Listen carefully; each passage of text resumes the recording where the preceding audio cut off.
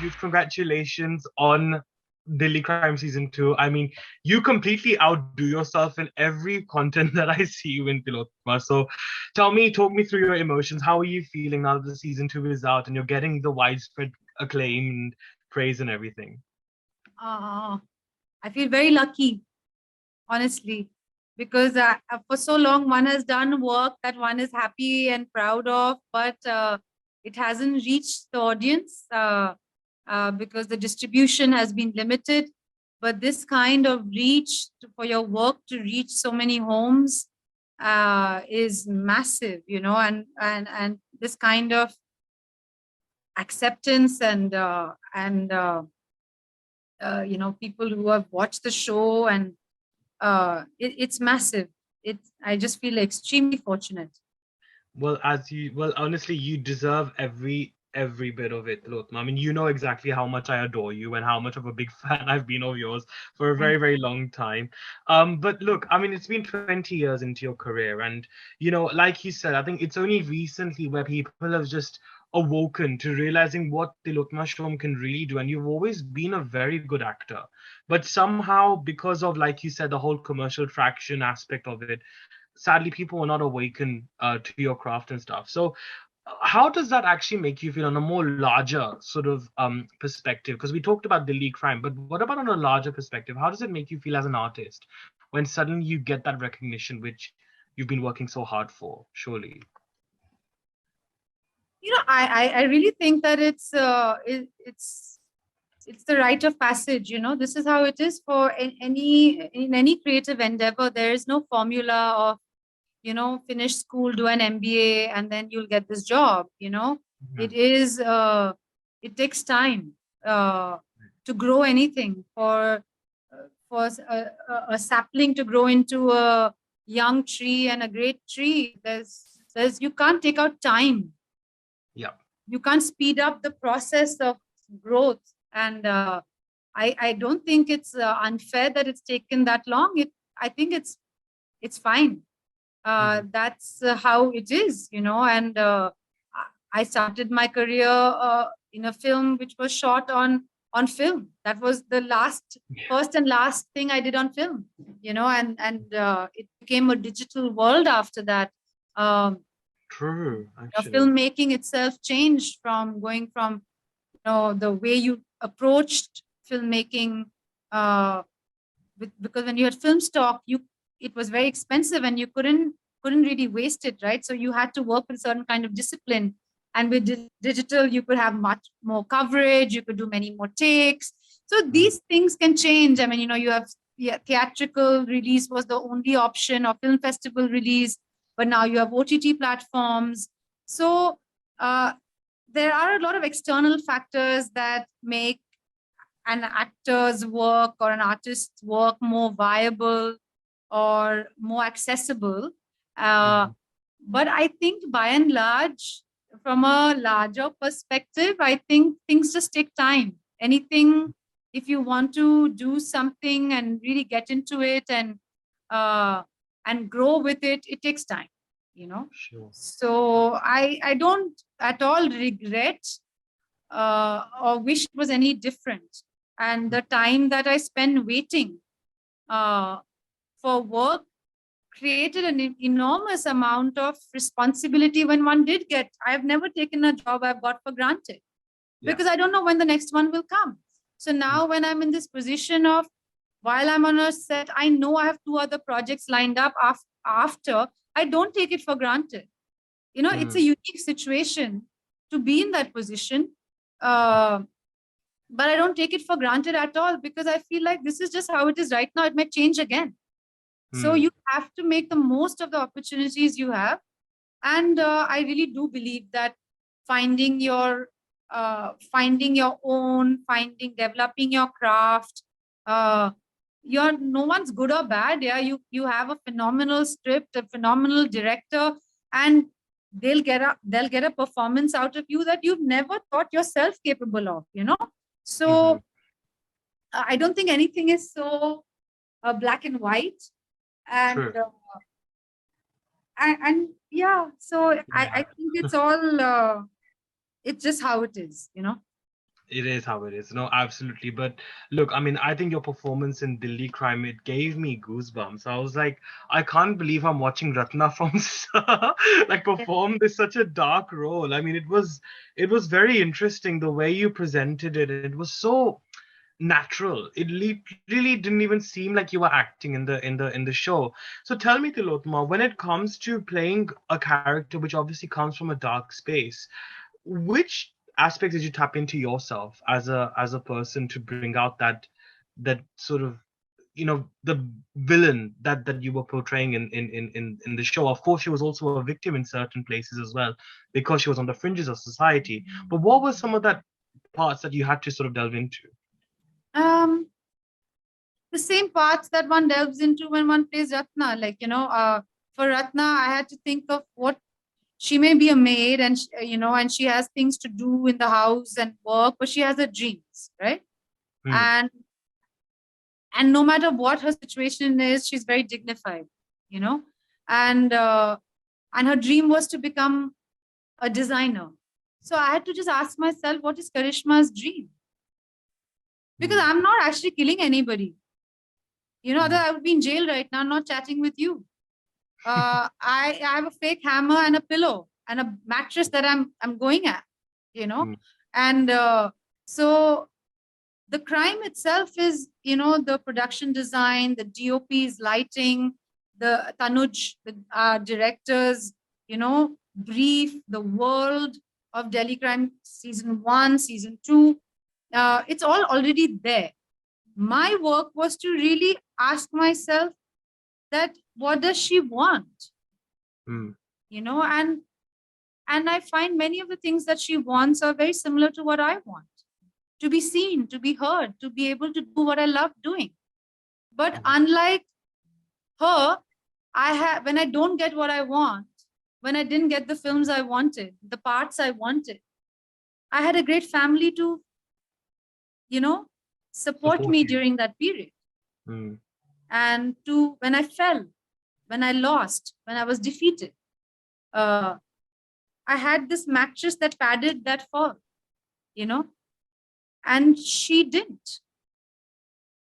And that kind of not getting your due, constant humiliation of being in the service industry, like Ratna, she works in a beauty parlor, which the a job is to service people, give them pedicure, manicure, wax them, but many of them may not even ask you your name or Hmm. look at you, or on their phones while you're giving them a pedicure. Your feet is on their lap, and so for me it was really like she wants respect.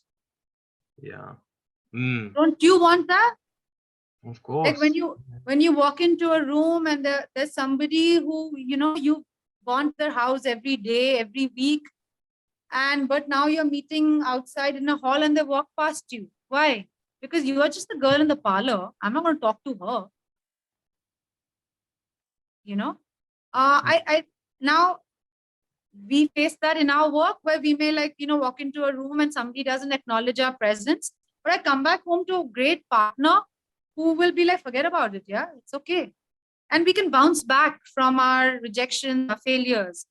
But when you are from a background where you are expected, you're only the expectation from you is to be a mother and make rotis at home and not have a dream, there is nothing to pad your fall. So that person was just like any other person, but Hmm. circumstances, and like, who has dreams and aspirations and like any of us. Hmm. But when she didn't get what she wanted, she Yeah. didn't have anyone to help her. I Hmm. felt sorry for her, but I didn't want to judge her. So that really was the preparation. I didn't want Sure. anyone to feel sorry for Ratna either, just because she is, not rich. And I didn't want anyone to feel sorry for, that Karishma is just some pure villain, you know. Uh, Right. Yeah. I think the aspirations she has are very human. It's not criminal to not want to be a mother. When Shefali says, but how could you leave your child, tumhara bacha? And she said, kya? मुझे तो किसी ने पूछा ही नहीं कि मुझे बच्चा चाहिए कि नहीं. मुझे शी सेड कि मुझे आपके जैसा बनना है, मुझे घर पे रोटियां नहीं सेकनी है.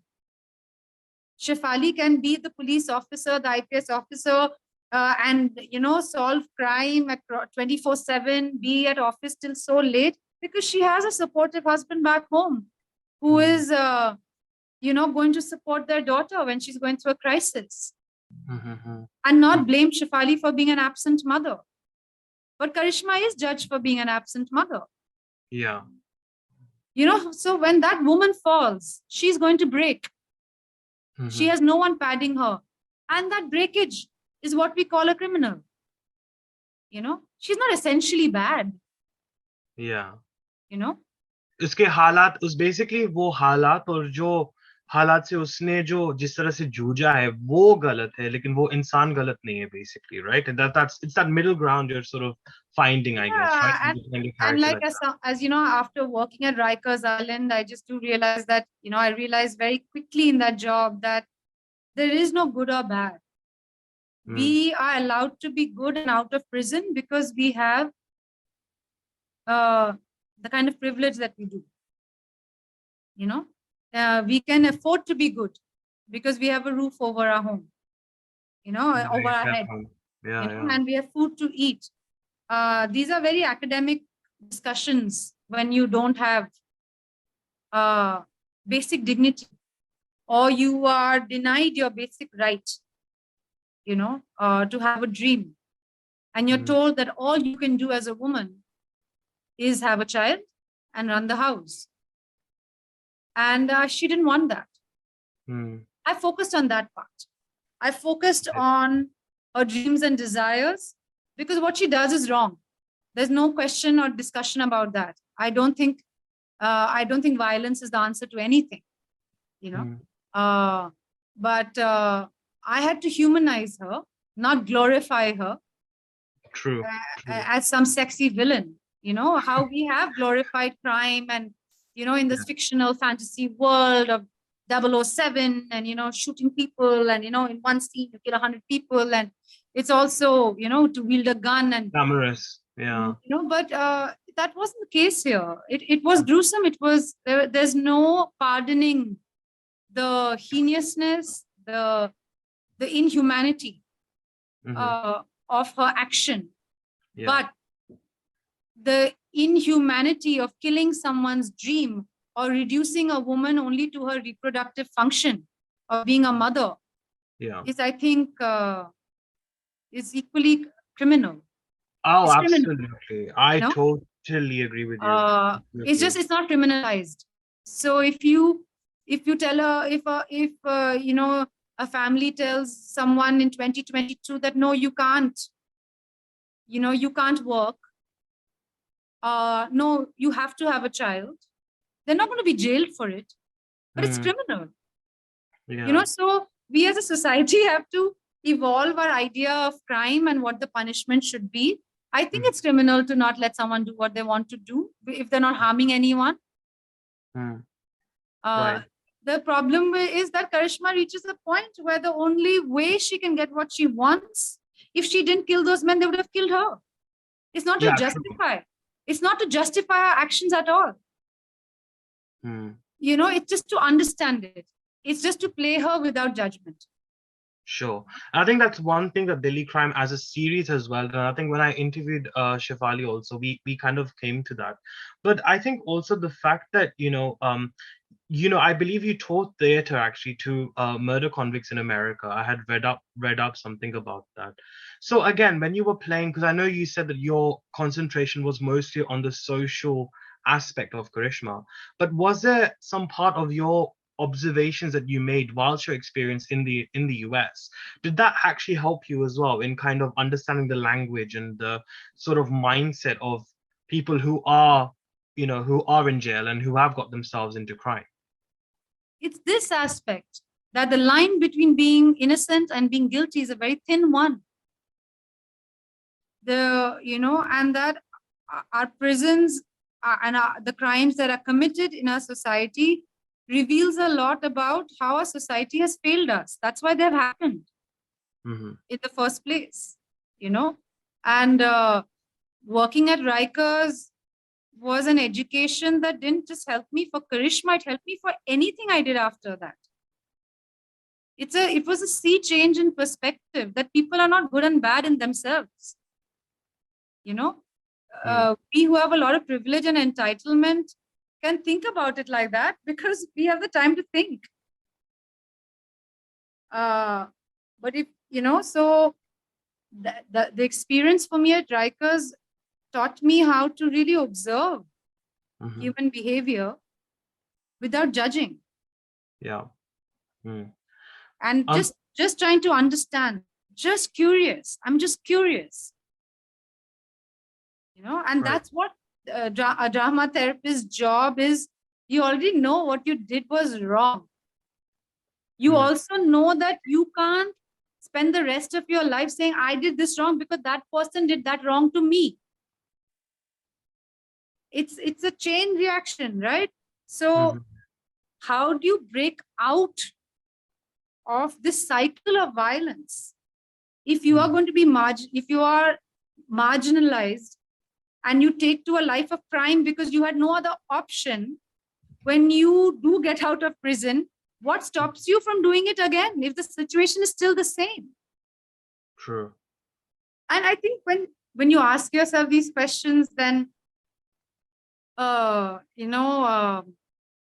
when you meet real people who look like you, who have dreams like you, who are just serving time now, and you really feel how lucky you are, and I think that gift of being able to observe human behavior and to study those case files, it made me, I think it trained me I didn't know that many years later I would play Karishma, or that I would fully be a professional actor, move to Bombay and do this full time. But it changed the way when I came back to Bombay after I quit Rikers Island, quit that job. I was so much better at auditioning and so much better at reading a scene and understanding a character, because I was not interested in playing just the surface of what they're doing, but thanks to the students I met at Rikers, the wonderful people I met there, that I could really understand, because of all that they shared with me, I could understand that, my goodness, things are not as they seem, and there's so much people don't say about their life that impacts them so strongly, and if it's like if you heard a song and you left your house and that song plays in your head, you're still doing the same things, but you're changed because that song is in your head. Two people in the same scene, I have one song going on, they have another song going on in their head. They would be two totally right, but outwardly you don't hear the song. Right. But I think it's these unseen things that Rikers really taught me to focus on that which is not visible, Right. I think on a final note before we wrap up, because I know I'm a bit pressed for time, but I think also it's great that we're in a time where, like you said, it's not about black and white, it is the gray. And I think the one thing that I'm very happy about is seeing that shift in Indian cinema generally now, is that we are seeing the grayness come out. I still feel we've got that little extra push where we're trying to justify the gray, because at times people are not justifying gray, they're just gray. And I think that is something that needs to happen, I feel, as a shift. What about you in terms of again, I don't want to add a gender spin on it, but seeing gray characters generally come to surface, how do you feel with the way they're presented currently in Indian cinema, and what do you think can be better in terms of portraying such roles? I have to say that in the last, it's not like I had such fantastic opportunities with filmmakers, starting 2000 with Meera or Dibakar, Anu, and such wonderful Konkana, and they've just been wonderful experiences and wonderful filmmakers, but the opportunities were less, but now with the OTT kind of democratizing that space and access, the kind of stories that are coming, the kind of scripts that I'm getting are so varied. And the reason is because people are realizing the value of storytellers, the writers, you know. The writers are people who are not coming, they're all not, you know, they've not all grown up in Bombay. They've lived in different parts of India. They have come from different backgrounds. They're telling their stories which are unique. And the more unique and specific you can get, earlier we had this whole pressure of, you know, people should be, it should be universal. But then it becomes a hodgepodge of such a generalization that it's nothing, you know. Whereas now, because you have writers in a room that are coming in with very specific, detailed experiences, when you see that, you feel the universal because it is so rooted in the specific. And I think that I feel the change is really coming from the different kinds of stories, the different kind of, you know, writers. That has opened up the way for actors like us to play different kinds of, you know, characters. Yeah. That I really feel. I feel the kind of scripts that I'm getting, when I see the names of people who are writing those and their backgrounds, and I'm so curious about, you know, the directors who are directing. They, you know, someone was an engineer before this, they started making a film. Somebody was, you know, interested in painting. Somebody was like, you know, so they're bringing their life's experiences and their lens into this world, and it only makes it richer. And it makes our work so, you know, so rewarding, because I would have never got to meet with writers and directors like that before, because the stories were limited to people who lived in the certain cities, metropolitan cities, you know. Yeah, no, absolutely. But look, Tillotama, unfortunately, we've run out of time, but Of course. it's always, I find it so therapeutic to interview you. Honestly, I still remember that first interview we did for SIR, when post-release of SIR, and I remember that was probably one of my favorite interviews of all time. And it's just so wonderful to actually have a chat with you every time. And it's a joy to watch you on screen. I hope you realize how much we all value and cherish you on screen. So Thank thank you you so so much. Really, it really means a lot. No, Yeah. you're amazing. Keep up the great work, Tillotama, and I can't wait Thank to you. do I some will more. work hard. I can say this. Yes. Yes. And may we continue to do more such interviews also in the Yes. future. Yes, of course. Of course. Wonderful. All right, Tillotama. Well, Thank thank you you. so Have a good much and day. wishing you all the very best. Thank you very much. All right then. See you later. Bye. Bye.